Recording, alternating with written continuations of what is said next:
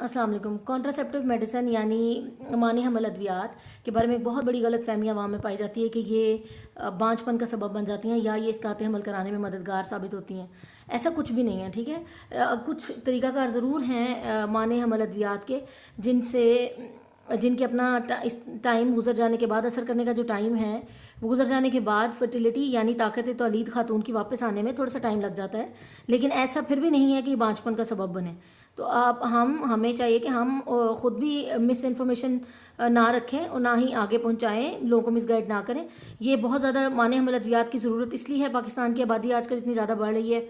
आबादी बढ़ना मसला नहीं है, आबादी बढ़े, लेकिन जो बच्चे जो पैदावार हमारी है, जो हमारी बच्चे आबादी बढ़ रही है, सारे लोग काबिल हों।